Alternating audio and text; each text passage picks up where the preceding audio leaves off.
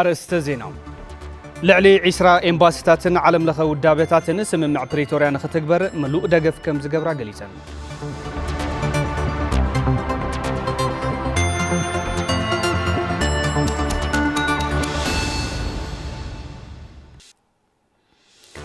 بسنكي حيلتات انت تمزابيلهم بمسارة وعلي بريتوريا ناب كتما كورا من كوابيان استملس وقنات وحوس دحن النات يبلناني لهم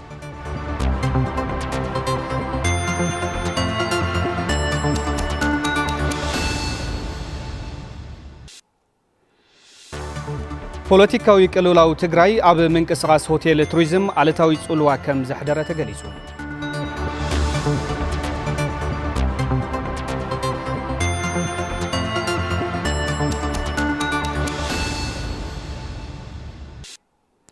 وعلي بريتوريا بمتغبار ኣብ መንጎ ኢትዮጵያን ኤርትራን ዝረአ ዘሎ ስጋት ኩናት ደው ክብል ይግባእ ኢሉ ፎሬን ፖሊሲ ኣብ ዘውፅኦ ጸብጻብ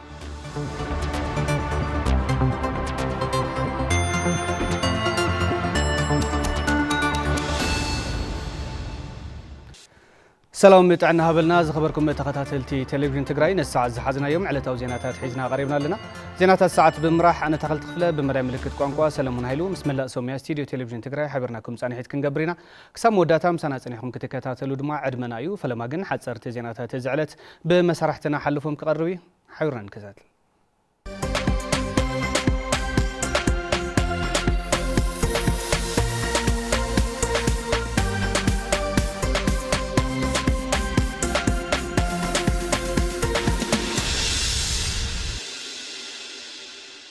تخلتيم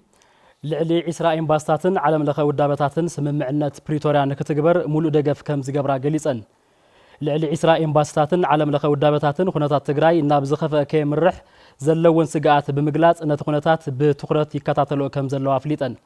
إمباسيتات أمريكا إنجليز جابان نروي جرمنن ايرلاندن حويسو عسرا إمباسيتاتن لؤخ حبرت أوروبان أب زوصو مغلصي أب تግራይ ዝራይ ዘለው ምዕባለታት ይከታተሉ ምህላዎም ገሊጾም ብዙኾነ አጋጣሚ ናብ ጎንጽ ክእቶ ይብልን ዝበሉ እቶም ኤምባሲታት ሁሉም አካላት ንውዕሊ ፕሪቶሪያ ከኽብሩን በቁልጡፍ ልዝብ ክገብሩን ብምጽዋዕ እቲ ስምምዕነት በአግባቡ ንክትግበር ሙሉ ድጋፍ ከም ዝገብሩ አረጋጊጾም ኪሮስ መሐሪ ከም ጸብጸቡ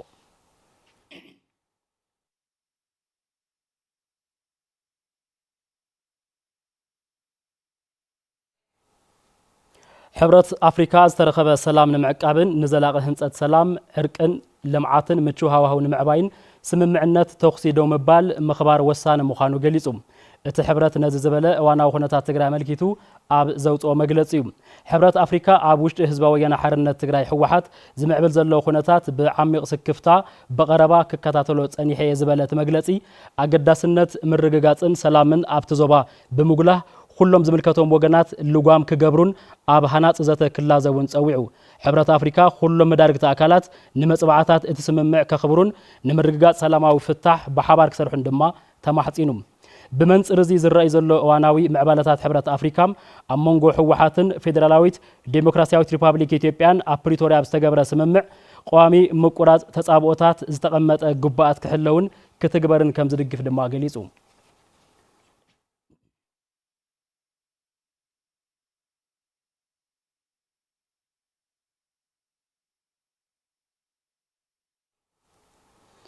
ኣብ ትግራይ ሰላም ንምስፋን ትርጉም ዘለዎ ዘተ ክግበር ፋውንዴሽን ሰላም አውሮፓ ጸዊዑ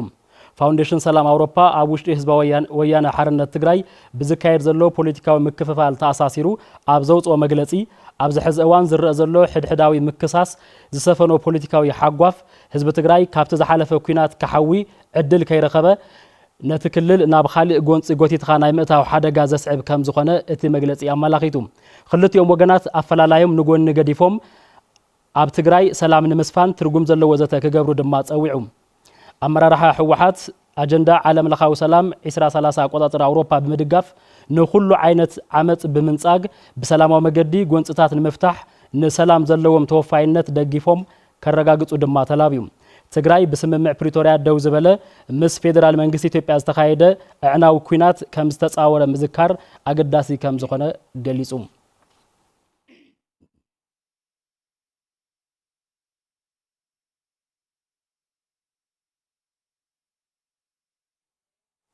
ናብ ካልኦት ዜናታት እንትንሰግር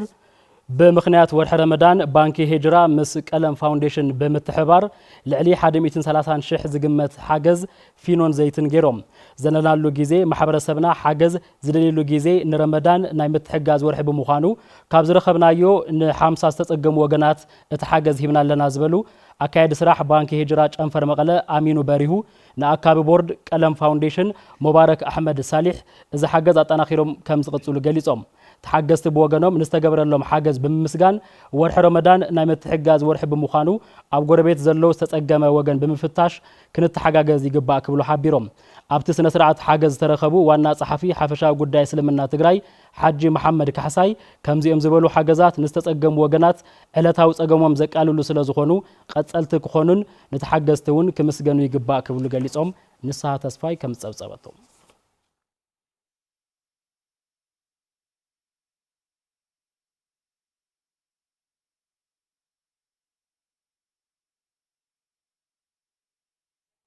أموداتهم أبوردا العلي مايجو بيت صحفة هنسات ممحدارن مقعازيان بعال مويا تلمي مقدي أي تقر مسكالتكا كمز قلتوهم اتمنقدي نت أبياتات حاتسابو ماي وينن حدش عد زراخب لأل 11 كيلومتر خوينو مس ورداتات نعديرن وردا عدوان زراخبوني لهم اتمنقدي أزيوم كابستاسي مقدتات تاوردا حاد خوينو كابل معات سيفتينيتاتن بروجرام متنخار سرعة مقبن بسترخبة خلتنا نتوحى 5 مليون بر أبصقنا يركب إذا ما قد مصقان عبي ربحة على وزبلو نبرت زكبابي نزيد صبو نايل معات سراح كل زملكتهم أكلات حاجز كجوري قبائلهم حبريتان ركبن وردا على مايجو كم سبسو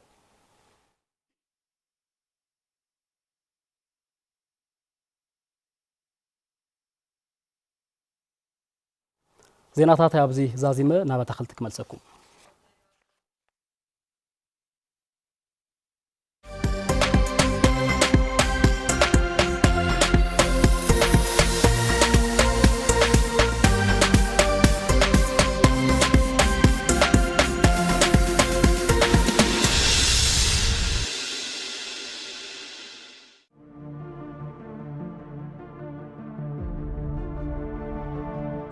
أب بريتوريا استفرّ موعلي نهزب تقرأي لعل تسفان بيرولو مبارو الزكاريو وعلي بريتوريا خفرم كله جزءاتها وحدنة مريتنا خراجا جز أيو تسفانا نيل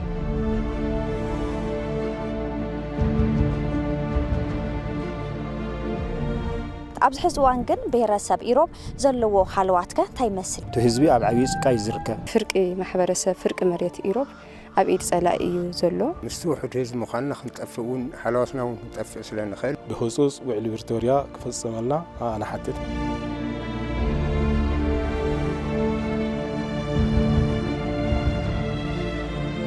أب تلفزيون تقرأي أب قرب أوان داسيسنا لنا يتصبينا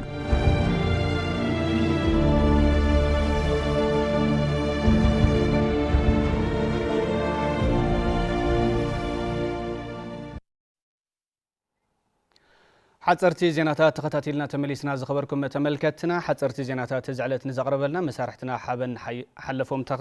امسغينه بزرزرنا بنريوم زيناتات زعلت كسجر اب تግራይ ካብ ትካለ ተራዶ አሜሪካ ዝረኽቡ ሓገዝ ዘቕርቡ ትካላት ደው ከም ዘበሉ ምግላጾም ሲዒቡ ህይወት ሚሊዮናት ተጋሩ ኣብ ሓደጋ ከም ዝወደቐ ጋዜጣ ዘ ኢንዲፔንደንት ገሊጹ ሃፍታይ ባህሪ ዋዲድዎ ኢየሩሳሌም ገብረመድን ከም ሰዕብ ተቕርበያ أب تقرأي كاب تكال ترادو أمريكا زرخبو حاجة زغربو تكالات دو كم زبلو مقلاتهم سعيبو هيوت ميلانات تقارو أب حادقا كم زودغا تقاليتهم سقيلنا تراح كن موتنا بعال تقعد ما أبوي تقاي نمك قرارات هوتو ردي سعيبو نزلو تقام انتقلتوهم أبوي تقاي حاويسو بأما إتاشحات أب جزيا معو بزركبو جنات زلو لكونتات انتقلتهم كاس بغاز بسلاحتا نتأفق لنا سقيلنا تراينا كن موت نقدر زلنا يبلوم أزي حدا كابتوم أب تقرأي زركبو خلتنا 4 مليون هزبي أب سبعة حجز زمركوسو زحجزو زنبرو دمص يبل اتجازيتام نكونات تقرأي سعيبو بمنجس فيدرال استنبرة عطوان كبان سعيبوون بمخنيات متففا سبعة حجز دو بمبالو أب سجمت أنحو هيوتهم أب سبعة حجز زتمركوسة تجارم حزي من محدار بريزيدنت ترامب أب لعلي تكال ترادو أمريكا دو كبل موسانو كل تنتبي 4 مليون تجارو أب حدقا مودا غازيتا زا إنديبندنت تبصيبهم تكال ترادو أمريكا دو مبالو سعيبو كاب ኣብ ቀረብ ሰብኣዊ ሓገዝ ብተወሳኺ ክታበት ፈጠራ ስራሕ ቀረባ ፋውስን ካልኦት ሓገዛትን ደው ከብሉን ከቢድ ፀገም ክፍጠርን ከም ዝኽእል እቲ ጋዜጣ ኣመላኺቱ ጋዜጣ ዘ ኢንዲፐንደንት ቶም ኣብ ትግራይ ቀረብ ሰብኣዊ ሓገዝ ዘቕርቡ ዝነበሩ ትካላት ኣብ መኽዘን ዝተረፎም ሓገዝ እውን ንምዕዳል ናይ ነዳድን መካየዲ ስራሕን ፀገም ከም ዘጋጠሞም ገሊጹ ትግራይ ኣብ ትካል ተራድኦ ኣሜሪካ ጽግዕተኛ ምዃና ዝገለጸ ዘ ኢንዲፐንደንት ስራሕቲ ዳግመ ሕይወትን ህንፀትን ገና ኣብ ዘይተጀመረሉ ከቢድ ዕንወት ዓውደ ጥዕና ኣብ ዘለሉ እዋን ምዃኑ ጽልውኡ ልዑል ምዃኑ ኣመላኺቱ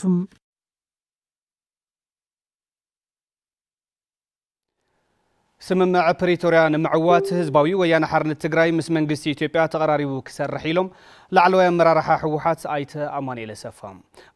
ኣሰፋ ኣብ እዋናዊ ጉዳይ ውድቦም መልኪቶም ኣብ ዝሃብዎ መግለጺ ሕዚ ኣብ ትግራይ ዝካየድ ዘሎ ንሕገ መንግስትን ስምምዕ ፕሪቶሪያን ዝኽበር ጉዳይ እዩ ክብሉ እውን እዮም ገሊጾም ሃፍቶም ገብረ ዮሐንስ ተወሳኺ ሒዘሎ ህወሓትን ሰራዊት ትግራይን ስምምዕ ፕሪቶሪያ ኣብ ምፍራስ ዝሕመዩ ኣይኮነን ዝበሉ ላዕለዋይ ኣመራርሓ ሕወሓት ኣይተ ኣማኑኤል ኣሰፋ ሕዚ ዝካየድ ዘሎ ሕገ መንግስትን ስምምዕ ፕሪቶሪያን ዝኽበር ኢሎም ስምምዕ ፕሪቶሪያ እውን ተኾነ ኣብ ተቐመጡ ኦብጀክቲቭስ ወይ ዕላማታት እንተሪእናዮ ካብ ዝተቐመጡ ጉዳያት ሕገ መንግስታዊ ስርዓት ናይ ምኽባር ወይ ሪስቶሬሽን ኦፍ ኮንስቲቱሽናል ኦርደር ብዝብል ብግልጽ ዝተቐመጠ እዩ ለዚ ንሕገ መንግስቲ ዝኽበር ንስምምዕ ፕሪቶሪያ ዝኽበር ሰላምን ድሕንነትን ህዝቢ ዝኽበር ጉዳይ እምበር ዝኾነ ነዚ ዝጻባእ ነገር ኣይኮነን ኣብ ትግራይ ኣብዘን ካብታት እዚኣተን ተፈጺሙ ህወሓት ስምምዕ ፕሪቶሪያ ንክትግበር ምስ መንግስቲ ኢትዮጵያ ተቀራሪቡ ክሰርሕ ከም ዝደሊ እውን ኣይተ ኣማኑኤል ገሊጾም ስምምዕ ፕሪቶሪያ ዕላምኡ ሓደ ተጻውኦታት ደው ምባል እዩ ካልኣይ ሕገ መንግስታዊ ስርዓት ናብ ንቡር ምምላስ እዩ ሳልሳይ ፖለቲካዊ ኣፈላላያት ብልዝብ ምፍታሕ እዩ ራብዓይ ውሕስ ድሕንነት ህዝቢ ምርጋጽ እዩ ሓምሻይ ጎነጽ ብልዝብ ተቀራሪብካ ምፍታሕ እዩ ብዘላቕነት ምፍታሕ እዩ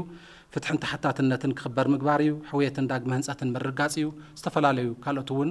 ምስ ዘላቕ ሰላም ምርጋጽ ተኣሳሰሩ ጉዳያት ዝሓዘ እዩ ስምምዕ ፕሪቶሪያ ስለዚ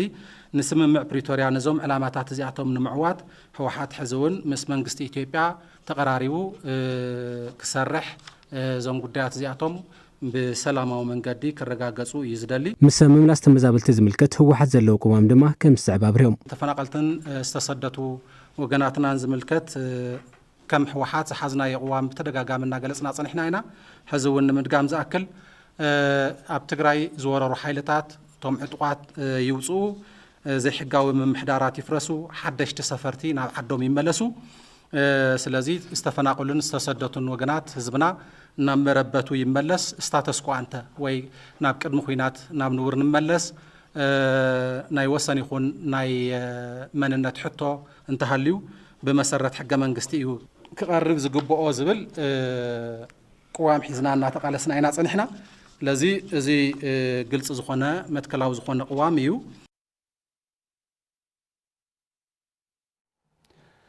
ኣብ ወረዳ ታሕታይ ዲያቦ ዘጋጠመ ዕስለንበጣ ዝግባእ ስራሕቲ ምክልኻል ብምክያዱ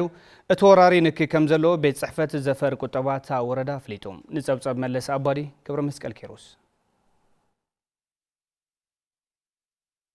መልዕልዩ ካብ ኤርትራ ዝገበረ ወራር ዕስለንበጣ ኣብ 8 ጣብያታት ወረዳ ታሕታይ ዲያቦን ካብታት ሽራሮን ብምዝዋር ኣብ ኣግራብ ከባቢ ጉድኣት ከብጽሕ ምጽንሑ ተገሊጹ ባዕልሙያ ዝራእቲ እታ ወረዳ ኣይተ ልኡል ገብረ ክርስቶስ እቲ ዕስለንበጣ ናብ ልምዓት መስኖ ብምእታው ሓደጋ ቅድሚ ምብጽሑ ምስ ዝምልከቶም ኣካላት ብምውዳድ ነቲ ወራር ንምክልኻል ተኸታታሊ ነጸጋ ኬሚካል ብምክያድ ሓደጋ ናብ ዘይኾነሉ ብርኪ ተሰጋጊሩ ከም ዘሎ ይዛረቡ ከም ወረዳ ናብ ከባቢ 2493 ሄክታር ሽፋን ናይ ወራር አንበጣ ተራእይዎ ነይሩ ካብዚ ናብ 1401 ሄክታር ምክልኻል ጌርና ኢና ማለት እዩ ከም ወረዳ بدمر ናብ 1366 ሊትር መድኃኒት ተጠቂምና ኢና ማለት ኢና ክልል እውን ዋላ ፌደራል እውን ተኾነ መኪና ሰዲዶምልና ሰለስተ ነጸግቲ መኪና ጌርና ናይ ሕብረተሰብና እውን ተሳትፎና ገርና መረዳእታ እውን ካብ ጣብያን ካብ ሓረስቶትን እናረኸብና ናይ ምክልኻል ስራሕቲ ያው እናቐጸለ እዩ ዘሎ ማለት እዩ እና ብቐጻሊ እርግጽ እና ቀነሰ መጽየለት ወራር አተሃባሪ መምርሕ ሕርሻ ዞባ ሰሜን ምዕራብ ትግራይ ኣይተክብሮም ብስራት ተወራር ዕስለንበጣ ብተኸታታሊ ን3 ዓመታት ከም ዝተራእየ ብምዝኻር ነዚ ንምክልኻል ድማ ምስ ቢሮ ሕርሻን ሃፍቲ ተፈጥሮን ትግራይ ብምውዳድ እናተሰርሐ ከም ዘሎ ይገልጹ ብለይቲ እናበረረ ኣብ ዝሓደረሉ ከባቢታት ስለ ዘይፍለጥ ما قالش كاب زلوا بتاون تحتي خسكع عيوق جلتاتون نيتورك سريعنا هبرت سوون أو حضروا خبابتات حبريت على التورد داخل ناجرنا أنا توي نايد كل خالد صراحة الناس تجارة صنيعه وزي مسارات مجار حزي تو مجمر يا زميل أحزلن تحزل العسلن النطاطيرنا هندرك كلنا دارجا أمدخم درجة إذا كمان. لعلوه كيلا سرحت نسقع كيميكال تجري عيته هايله كبده بقدوم. كيدي نسقع كيميكال مس حرصت موجودة كايدو كم زلوا بمجلس بزد ما أتأسلم بتاع شفانون بزحون تمنامين يبلون. عمصنا بحل في أبناء مانجو تنبباتات بمبلع عبيلو سوا حدنا بكباب 4% خوه. ጉዳት መጠን ለውጥ ዝበዝሕ ግን እንስሳ መኖ ብመኑ ነስፍለጥናይ ጋባታትን ዓየታትን ጉዳት ናብጽሕ ጸኒሑ እሱ ጉዳት ዝገደደ ንኸይኸውን ምክልኻል እናቐንስና ይመጽና እቲ ሓደጋ ዕርዩ ቀኒስ እዩ ዘሎ ምናልባት ሕዝቡ ንከታተሎ ኢና ዘለና ኣብ መዳውት ካብታት ወረዳ ታሕተያ ዲያቦ ሕዝውን ካልእ ወራር ዕስለም በጣን ተጋጥም ንሶሙያ ዘፈር ቁጠባ ብህጹጽ ምፍላጥ ኣገዳዝ ምዃኑ ተሓቢሩ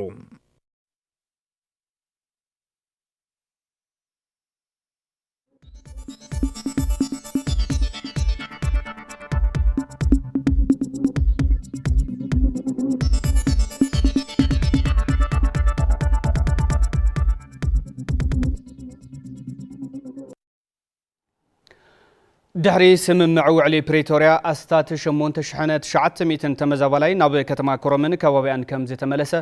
ምምሕዳር እታ ከተማ ኣፍሊጡ ይኹን እምበር እቶም ብመሰረት ውዕሊ ፕሪቶሪያ ናብ መረበቶም ዝተመለሱ ነበርቲ ከተማ ኮረምን ከባቢያን ውሑስ ድሕንነት ከም ዘይብሎምን ክሳብ ሕዚ ሰብኣዊ ሓገዝ ከም ዘይረኸቡን እዮም ገሊጾም ኢየሩሳሌም ገብረ መድህን ብትንታነ ዳልያቶላ ኣብ 2013 ዓመተ ምህረት እዩ ነይሩ ወይዘሮ ለምለም ደርበው ካብ እትነብረሉ ዝነበረት ዞባ ደቡብ ከተማ ኮረም ብሰንኪ ኣብ ልዕሊ ህዝቢ ትግራይ ዝተወልዐ ኩናት ምስ ካልኦት ነበርቲ ከተማን ከባቢያን ብምዃን ናብ ከተማ ማጨው ዝተመዛበለት ካህን መናእሰይ ይሰርሕ ነይረ ካብኡ ብዚ እንትን ውግእ ነይሩ ብዚ እንትን ካብኡ ላኡ ሎጂስቲክ ናብፅሕ ኸይድና ነርና እንዳጋጣሚ ምስ መፁ ገሊብና ኸይድና ናብ ማጨው ማጨው ዓለም ቤት ትምህርቲ ተዓቆየ ነይረ ካብኡ እንደይ መከራ እንደይ ችግር ኣሕሊፍና ልብላዕ ለይና ዛዕዳ ሓርዳሓረይ ብናፍቆት ጓላን ስድራን ኣብ ከቢድ ስነ-ኣእምሮዊ ጭንቀት ወዲቓ ከም ዝነበረት ትዛረብ ወይዘሮ ለምለም ጥቅምቲ 24 2015 ዓመተ ምህረት ድሕሪ 2 ዓመታት ደማዊ ኩናት ናብ ምፍራም ዝበቕዐ ውዕሊ ፕሪቶሪያ ናብ መረበታ ተመሊሳ እታ ንብርክ ዝበሉ ዓመታት ተፈልያታ ጸንሐት ጓል 8 ወርሒ ትጠቡ ዝነበረት ሕንጠይ ጓላ 3 ዓመት ህፃን ኮይና ጸኒሓታ ጣላ ጦይት ለሃለይቲ ሓዲጋ ይኸይደ ነይረ ካብኡ ድሓር በቃ ድሃ ይፈልጢ ነርኹ نشتيد حالي سلك مستخفت منامن دحنا مخانا منامن نجرو من بي سون حامي معي نيرا تواد أسلل سانت نورت طويت يعني أو سيدة تايكل العكس تايكستيالو النجرس وإلى كعجلي بيني خيدا بتعمير بشن نيرو كأون حاوي برخا خيد نيرو نايد هاي وناينور نان بقى خلو بقى نبيت سبرس بتعمير بشن نيرو ስድራ ስው ኣይተታደሰ ጌታ ሆኑውን ካብ ከተማ ኮረም ተመዛቢሎም ኣብ ከተማ ማጨው ተዓቂቦም ካብ ዝነበሩ ወገናት ሓደ እዮም ድሕሪ ነዊሕ ስቃይን መከራን ናብ መረበቶም ተመሊሶም ምስ ስድረኦም ተራኺቦም ረኺብናዮም ውዕሊ ፕሪቶሪያ ጀምሩ ውዕሊ ካብ ድእሰር ተስተኽስተናሙን ደው ይበል ምስተባሃለ ተፈናቀልቲ ትናይ ምሕደራውን ኣብ ገዛ ፍትነወረ ክምለስ ምስተባሃለ ካፍቱ ውዕሊ ፕሪቶሪያ ተኣሰረ ጀምሩ መቋረጽ ይውል ታዋ ናይ መወዳእታ ግን ማዝያ 8 ኣታ ጠቕላ መምለስ ነበረት ሽዑ ናይ መወዳእታ መምላስ ዝገብሩ ተመልስና ያው ምስ ስድራና ምስ ዓሌትና ምስ ከተማና ምስ ካብናት ጋናይና حازوال ችግር ያውልኝ فاهمه لا بيسو ادخل እንዳይ ይሁንና ለዓልወደይ ቅድሚ ጆኖሳይዳዊ ኩናት ኮረፌ ብምሻጥ ዝመሓደራ ዝነበራ ወይዘሮ ለምለም ድሕሪ ውዕሊ ፕሪቶሪያ ናብ ገዝአን ተመሊሰን ኮረፌ ክሸጣ ረኺብናየን ዋይ ተመስገን እዚ ኸና ምን ኮይኑ ምስተማሕዋተይ ምውዓል ኣይዘኽ ማለት መጽምር ኣይስና ምን ተስፋ ኮይኑ ኣነ ባኸ ዝዳሕና ኸዝባ ዳሕና ብጣዕሚ ምናይ ብኽያተይ ምውድእት ማልልስ ብጣዕሚ ደስልና ኣነ መኸይስ እና ገጠር ኸይደ ምልቃሰ ትግራይ ይፈልጥ ዝሓሰት ኣይኾነ ወስኸላ ያውግዕላ ሓሸላ ያውግዕላ خلتني على وقع الله ملقص دبع الملقص ما بخيس نس قطر خير قصو وعلى بريتوريا حيزمهم كاو زنورو عبيت قدات تحدى دحننته سلامويان ساباتيوم عنقص 4 كم زملاخته دما تكالات ጸጥታ ፌደራልን ክልልን دحننته سلامويان سابات ናይ محلاو ግዴታ ኣለዎም ይብል ዘይተገደበ ሰብኣ ሓገዝ ናብ ትግራይ ከኣትውን እቲ ውዕሊ የመላኽት ንምዃኑ ኣብ ቀረባ እዋን ናብ መረበቶም ዝተመለሱ ነበርቲ ከተማ ኮረም በቲ ውዕሊ ዝብሎ መሰረት ዲዮም ተመሊሶም ዘለው ናይ ኣምሓራ ወይ ናይ ጽንፈኛ ሓይሊ ነበረ محدرا يكون عطو كفرس تناي تفناقل نورة محدرا ناي تقرايون بوتا أكحز تفناقلايون حمدليتو زينوه كنك أساقس دقبرو اللي دقافيهون حاجزون ملك ركب سلريت قبرز حقوسات اللي هون نقبل النسي سدراتا قال تقول ود سواير موتتو بيا بوتا أودخاده ورغون هو بيا برندا واستوعرهم رايو لنا حنا ملخت النازي اذا زمصيناس منم سلام ناغننا ينغر سيلي بسققنينا نينا حزو صينا الخونه ነገር ካጋጥመና ግዛላ الناس በቃ ሙጻውንስ ገዲፍና ገዛና ኢና ነው علنا ማጭም ሆና ምሕሸና ነው حزي መጽያነው ኸይደን ይራ የተመሪሳ ቀለም ማጭው አኮፊለስ ወይላ ተሰቀቀኔና ነና እንትን ደስተኛ ሆነ ህይወትና እንመርሐለና ተዙስ አስቃይ ነው በቃ ከዚ በእውነት حق يصحل لهم المنقسي لهذو كرم لكتم كرم بتعمي حنت باقني أشجر عن تأمية لنا توصح له ده صبري شو منتش حنت شعت 250 تمزابلاي ناب كتم كرم تمليسو يزبالو كنتيبا كتم كرم أي تكلل تدسم زاجد جنا تستملس تمزابلاي زرخ بسوا حجز كم زي اليوم زقلتهم تمزابلاي كوزك ملس كله عمل شو عتورح زيادة في خيو جزا قد ما أون زنير صاجم تدمرو ناقزا ختم لسكلها تايكم زخون تعم قلسي سلازي حدا مملاس تقبر سراحتين يلان ياو تمازا عليكم لسكلا قدما خنيتات already ناي نوراتات برسات له ناي قزاوتي بلشيت له even ماتريال نا قزا وحت عينارن سلازي ناوخم لسكلا زقبرو مصنحي اي تقبر سلازي كابز دغستي تمازا علي او صقم كم زلوا ما يفلطوا سلازي صباح بتسفى مالتي صباح زخنا لو تخمصي بزل تسقم تشكم هو يصبي له مالتي كتما كورم بكوماند بوستيات محاضر زلا زبلو اتوم كنتيبام እዚ ድማ ቁጠባው መንቀስቃስ ኣብዘይ ብሉን ንልዕሊ 4 ዓመታት በኩናት ተሃስዩ ዝነበረ ተመዛበላይ ኣብ ስጋት ተخወድቕ ገይሩዎ ለይብሉም ኮማንድ ፖስት ምኻን ማለት ግልጽ እዩ ኮማንድ ፖስት መንግስት ለሃለውን ኮማንድ ፖስት ይግበር እዩ እሱ ናይ መንግስት መዋቅር ከም ዘሎና ኸደ ኮማንድ ፖስት ምንም ችግር ለለው ይኾነ እዚ ግን ናይ መንግስት መዋቅር ኣብ ዘይብሉ ናይ ቁጠባ ስራሕ ኣብ ዘይብሉ ኮማንድ ፖስት ምግባር ግን መልስኻ ናብ ዝገደደ ሁኔታት ምጻይ ስለዚህ ምን ይሰይሎ 4 ዓመት ሙሉ ዳብ ስራሕ አይሰማረ አውሎ ተደሩ ማለት ስለዚህ ምን ይሰይ ስራሕ ይደሊ ገሎ ትምርት ዝነበረ ገሎ ምግዳል ነበረ ገሎ እንወይ ሳትፈላለየ ካብ ዝነበረ هذاው ይዘሎ ስለዚህ እዲ እግሪ አሳስሩ ከፍ ማለት ነጋዛ ምጽሳዕን ሓደ እዋን ዝኾነ ዝፍንድእ ነገር ከም ጻም ዝፈል ምንም ጥርጥር ይውልን ቃልጥፍ እንደር ዘይተፈተሐ ማለት እዩ ኣብ ዝተፈላልዩ መዕቆብታት ዝነብሩ ተመዛበልቲ ወረዳ ኦፍላ ሚያዝያ 8 2016 ዓመተ ምህረት ናብ መረበቶም መምላሶም ዝዝከር ኮይኑ እንተኾነ ግን ሕዝውን ውዕሊ ፕሪቶሪያ ብሕገ መንግስቲ መሰረት ግዛኣት ትግራይ ክረጋገጽን ተመዛበልቲ ድሕንነቶም ብዘውሕስ መንገዲ ክምለሱን ኣብ ምግባር ገና ናብ ተግባራዊ ስራሕ ኣይተኣተወን ዝተመዛበለ ህዝቢ ዞባ ምዕራብ ትግራይ ብሄረሰብ ኢሮብን ኩናማን ኣብ ትሕቲ ወራሪ ሰራዊት መንግስቲ ኤርትራን ዕጡቃት ሓይልታት ኣምሓራን ወዲቑ ዘሎ ገና ውሕስኑ ኣይተረጋገጸን ጥራሕ ዘይኮነስ ይጸንትውን ይዘሎም ካብ ጥሪ 5 ክሳብ 7 2017 ዓመተ ምህረት ብኣተሓባባራይነት ጽላል ሲቪል ማሕበረሰብ ምዕራብ ትግራይ ኣብ ከተማ መቐለ ዝተኻየደ ሰላማዊ ሰልፊ ተመዛበልቲ ናይ ዝዓብይ ነጸብራቕ እዩ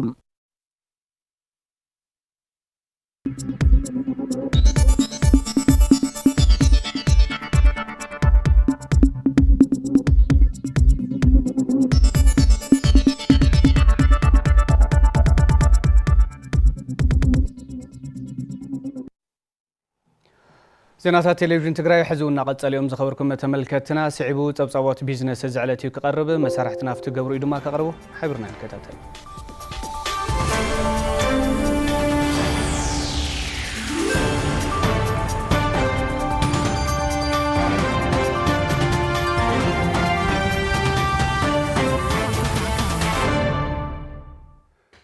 ተመስግን አታኽልቲ ሰላም ጥዕና ሃበለይ ዝኸበርኩም ተመልከትና ነዝዕለት ዝሓርናዮም ዜናታት ቢዝነስ ሒዛ ቀሪበልኹን ምክትታልኩም ዓዲመ ፈለማን ዜናታት ቢዝነስ ስፖንሰር ዝገበረልና ዓለም ለኻዊ ባንክ አንበሳ እዩ ምልክቱ ድማ ተኸታቲልና ክንምለስ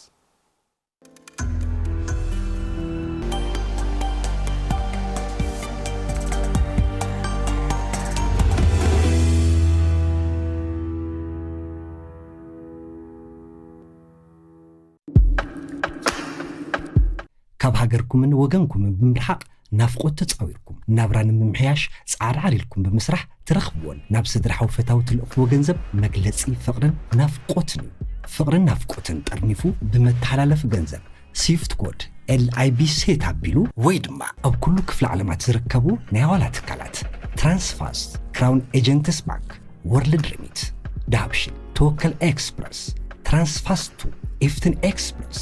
ሪያ መኒግራም ዌስተርን ዩኒየን ጅቡቲ ፖስታን ካልኦት ናቢሉ ዝተላኸልኩም ገንዘብ ናብ ኢድኩም ምብጻሕ ምስ ባንክ አንበሳ ብሓባር ሰርሑ መሓዙትዩ ዘመናዊ ቴክኖሎጂ ነጠቐመ ዝሰርሕ ባንክና ካብ ፈታው ዝተላኸልኩም ገንዘብ ብዝለዓለ ቅልጣፈን ፍቕርን ሕድሮ ኸቢሩ ኣብ ኢድኩም ይረክብ ኩልና ንዳግመ ህንጸት ትግራይ ንረባረብ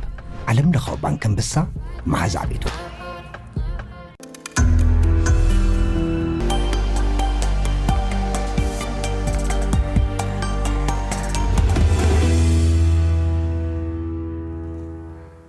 ንስፖንሰርና ዓለም ለኻዊ ባንክ አንበሳ አዚና ነመስግን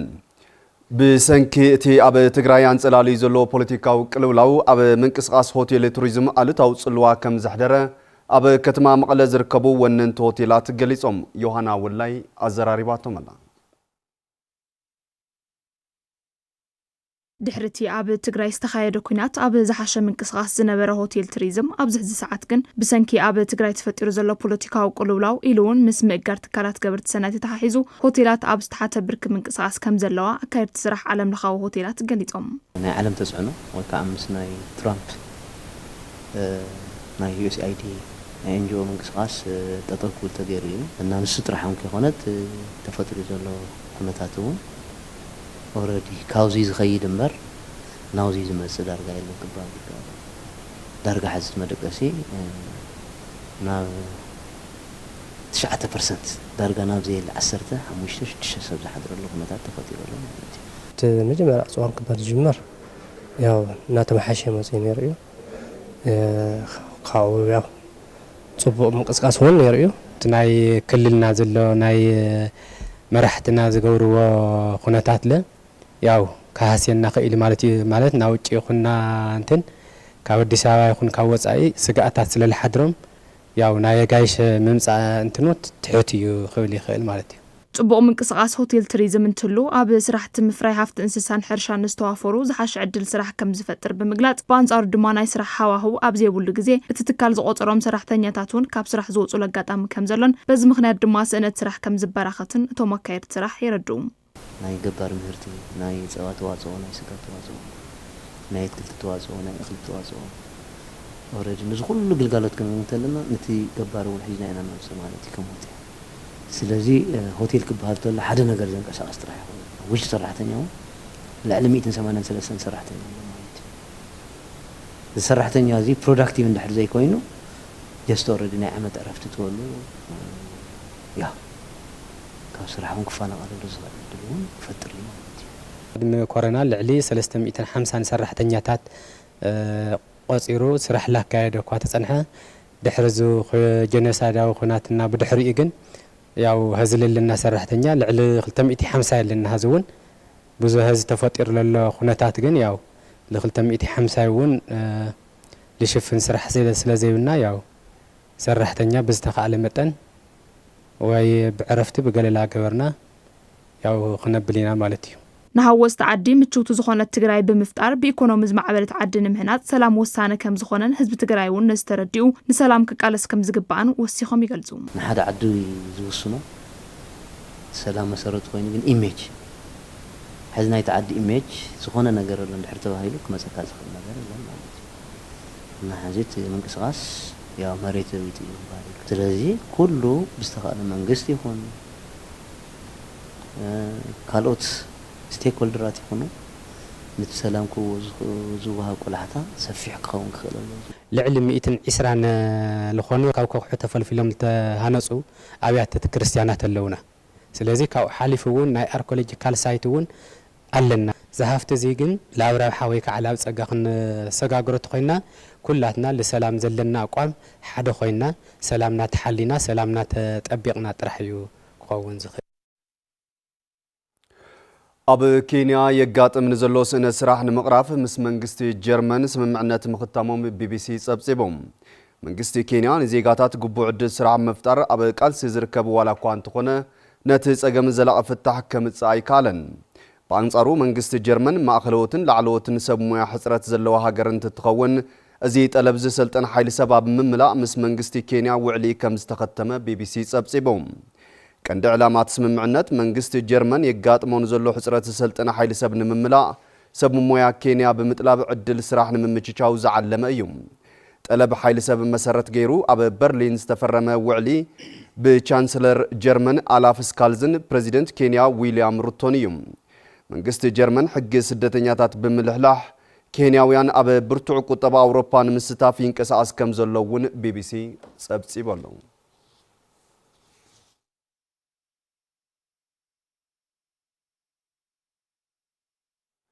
ክቡራት ተመልከትና ነዛዕለ ዝሓረናዮም ዜናታት ቢዝነስ እዚኦም ነይሮም ንምክትታልኩም ኣዚና ነመስግን ምስ ዜናታት ቢዝነስ ሃፍቱ ገብሩ ሓቢረኩም ጸኒሐ ሓዚና ብመሳርሕቲያ ታህልቲ ክፍለኩም መልሰኩም ሰላም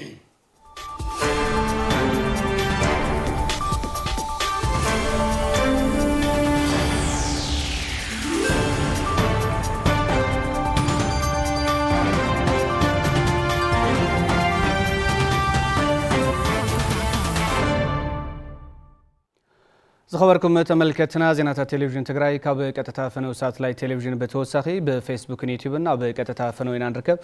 በዞም ዝተፈላለዩ አማራጭታት ዜናታትና ክትከታተሉ ዓዲመ ናብ ጸብጻባት ስፖርት ከስከረኩም ጸብጻባት ስፖርት ውሽጥ ዓድን ወጻን ድማ ብሓበን ካሕሳይ ይቀርብ ሕዙን ጻንሒትኩም ምሳና ይኹን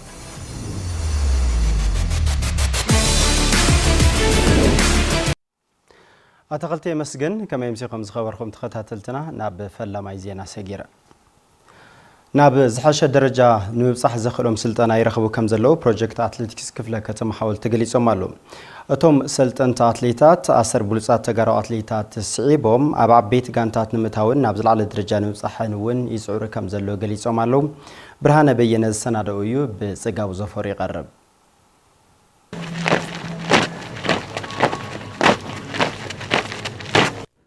ዝወሃቦም ዘሎ ስልጠና አትሌቲክስ በአግባቡ ይሰርሑ ከም ዘለው አባላት ሰልጠንቲ ፕሮጀክት አትሌቲክስ ትሕቲ 15 ክሊ ዕድመ ክፍለ ከተማ ሓወልቲ ይዛረቡ ትሬኒንግ ጣዕሚ ይሓሪፍ ኮች ለተፈላለየ መዓልቲ ኣብዚ ተፈላለየ ቦታ ኢና ንሰርሕ ስለዚ ለማዓንቲ ትራክ ተሰሪሕና ፅባሕ ሳዕሪ በረኻ ከምኡታት ኢና ንሰርሕ ኣብ ሰሙን 6 መዓልቲ ኢና ንስልጥን ኩሉ ነገር ስለና ጽቡቅ እዩ ትሬኒንግ ለጽቡቅ ኢና ንሰርሕ ለና ኩለና ዘቃ ተስማዕሚዕና ኢና ንሰርሕ ኩለና ጽቡቅ እዩ ስልጠና ሓሪፍ እዩ بزي معلت نقول كل جزء أنا صار بزي مقرات مالتي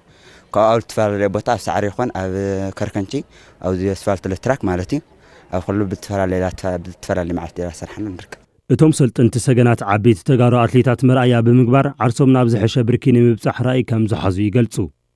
ካብና ላብ እንትን ላብ ክለ ለኣተይ ብናይ ኣም ተስፋራ ገርና ሓና ድሕሪኦም ንኸና ንትስዕብ ሓምኣት ንኹና እንደል ጽቡቅ ውጽኢት ክነምጽ እንደሊና ሃምሊ ዞም ምሳና ንነብሩሉ ብንያም كون نخون دلينا علامي تግራይ ወኪላ በፕሮፌሽናል ክወዳደር ይደሊ መራያ ድማ ቢንያም መሐሪድ ባህልኒያ ምሳለና ሰርሕ ነይሮ ህዝብ ፕሮፌሽናል ኢትዮጵያ ወኪል ይወዳደር ውጪ እሲ መራያ አነ ለትግራይ ወኪላ ኣብ ላዕለ ደረጃ ክበጽሕ ይልደሊ ካው አነ ናይ ጉዳፍ ጸጋይ ኣሰር ተኸቲላይ ዝወሃቦም ስልጠና አትሌታት ኣብ ሓጺር ግዜ ለውጥ ንከምጽኡን ተወዳደርቲ ክኾኑን ዝሕግዞም ብምዃኑ ኣብ ጽቡቕ ምንቅስቓስ ከም ዝርከቡ ኣሰልጣኒ ትሕቲ 15 ዓመት ፕሮጀክት ክፍለ ከተማ ሓወልቲ መሐመድ ኣወል ይዛረብ ሳይንስ ተደገፈ እዩ ዝለለ ወቅታዊ ጽቡቅ እዩ ስፖርተኛታት ድማ ብትልዋሃዎም ስልጠና ኣብ ጽቡቕ ደረጃ እዮም ዝርከቡ ተፈላለዩ ቦታታት ካብ ክፍለ ከተማ ፕሮጀክት ሓሊፎም ናብ ክለባት ካክላት እስካብ ኦሎምፒክ ነብፅሕ ሰባት ኢና ኣብ ዝሓለፈ ዓመት ብርክት ዝበሉ ኣትሌታት ናብ ዝተፈላለዩ ዓበይቲ ጋንታታት ከም ዘሕረዩ ዘዘኻኸረ ኣሰልጣኒ እታ ፕሮጀክት መሐመድ ኣወል ንቐጻሊ በርቲዕና ብምስራሕ ውጽኢታውያን ንምዃን ክንሰርሕ ኢና ይብል ንሓለፈ ዓመት 14 ቆልዑ ናብ ክለባት እቲና ኒና ናብ ተፈላለየ ናይ ትግራይ ክለባት እስካብ ናይ ኦሎምፒክ መሰልጠኛ እውን ኣብፅሕና ኣለና ኣብ ዓመቱ እውን ናይ 5 እስካብ 5 ብላዕሊ ትልሚ ሒዝና ኒና ናብ ክለባት ንምእታይ ጽቡቕ ኢና ፕሮጀክት ኣትሌቲክስ ክፍለ ከተማ ሓወልቲ ኣብ ዝሓለፉ ዓመታት ቁጽሮም ዘይነዓቕ ኣትሌታት ናብ ዝተፈላለዩ ዓበይቲ ጋንታታት ዘምረፀት እንትትኸውን ሕዚ እውን ቁጽሮም ብርክት ዝበሉ ሰልጠንቲ ኣትሌታት ሓቂፋ ኣብ ምስልጣን ትርከብ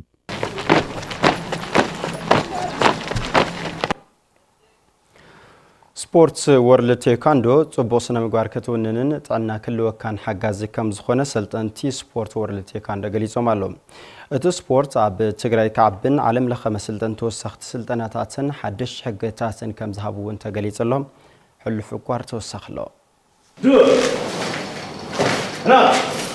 ኣብ ትግራይ ዝርከቡ ሰልጠንቲ ወርልድ ቴኳንዶ ካብ ደገ ብዝመጹ ሰብ ሞያት ዓውዲ ስልጠና ተዋሂቦም እቲ ስዋሃበ ስልጠና ዓቕመቶም ሰልጠንቲ ዝዓብን ዝተመሓሹ ዓለም ለኸ ሕግታት መሰረት ዝገበረ ከም ዝነበረ ኣብ ወንበር ማሕበራ ሰልጠንቲ ወርልድ ቴኳንዶ ትግራይን ኣሰልጣኒ ወርልድ ቴኳንዶ ታይገርን ማስተር ተኪያ ዓይነ ምሸትን ኣሰልጣኒት ወርልድ ቴኳንዶ ከተማ ዓድዋ ብርሃን ወልደ ገሪባን ተዛሪቦም ዛው ስልጠና ያው ካብ ኮርያ ዝመጸ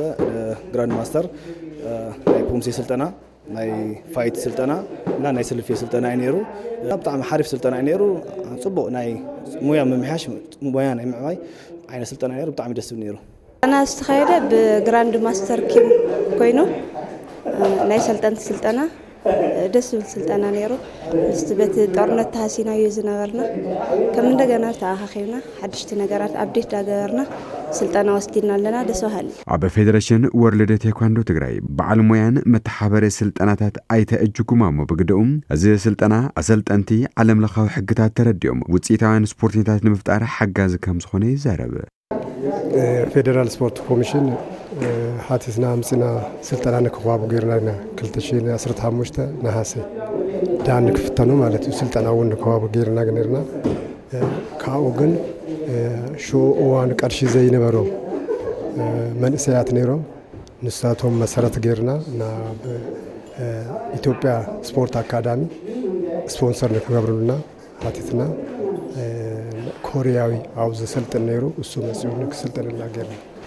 ስፖርት ናይ ኦሎምፒክ ስፖርት ስለዝሆነ ኣብ ትግራይ ዝነበሩ ናይ ቀደም አሰልጠንቲ ኩሎም በቲ ዝተፈጥሩ ዝነበረ ጦርነት ኩላቶም ከዶም ዝነበሩ ነይሮም ስለዚህ አቅሞም አብዮም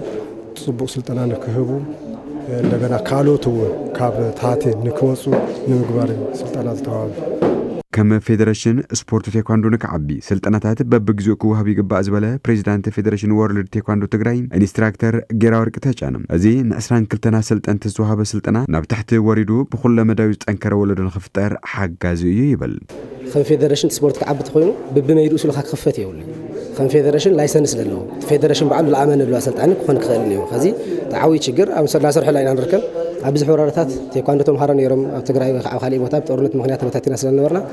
ላይሰንስ ለብሎም ልፈቆል ከፈቱ ሰባት ኣለኒ ስለዚህ ተወላደ ክመጽእ ተሉ ላፍት ትምህርት ቤት ላይሰንስ ምህላዩ ተሰልጣኒ ክጥይቅ ክኽእል እዩ አልበለዚያ ቶቦ ጌርና ጥራሕ ኣዳራሽ ከፈትና ትውልድና ሃንጽና ማለት ይኾነ እሞ ተሰልጠና እዚ ለ22 ይልኣክል ላይሰንስ ፈቃድ ዘለዎም ወርልድ ቴኳንዶ ትግራይ ፈቃድ ዘለዎም መሰልጠንቲ ኢና ሲብላዮም ሳቶም ዓና ኣዳራሽ ወሪዶም ኣብ ተምሃሮም ከውዕልዎ ማለት እዩ ስለዚህ ምስተና ኢትዮጵያ ያለው ክልላት ወይ ካፍተን ዓለም ደረጃ ለለዋ ትምህርት ቤታት ማዕረክ ንኸደሉ ልኽእል ተሓድሽ ኣብነት ተገበረ ስልጠና ኢና ወሲድና ማለት እዩ ዜናታ ስፖርት ቴሌቪዥን ትግራይ ብቀጥታ ምክታል ጸኒሕኩም ዝነበረኩም ሰናይ ምክታል መስጊና እናተኸልተውን ኽብረት ያበለይ ብሩኽ ምሸት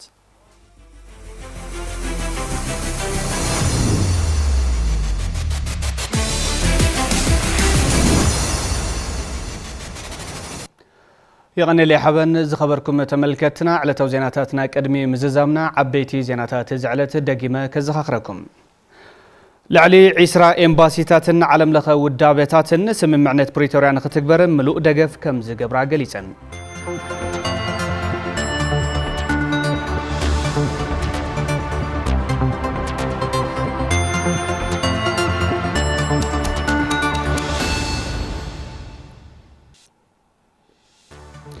بسنكي حيلتات انت تمزابيلهم بمسارة وعلي بريتوريا ناب كتما كورمن كبابيان استملسوا وجنات وحوس دحننت يبلنا نيلهم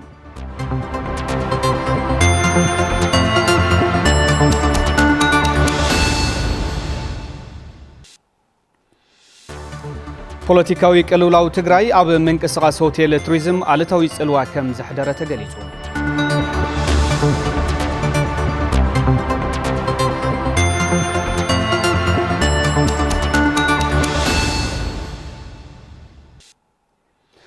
ውዕሊ ፕሬቶሪያ ብምትግባር ኣብ መንጎ ኢትዮጵያን ኤርትራን ዝረአ ዘሎ ስጋኣት ኩናት ደው ክብል ይግባእ ኢሉ ፎሬን ፖሊሲ ኣብ ዘውፅኦ ጸብጻብ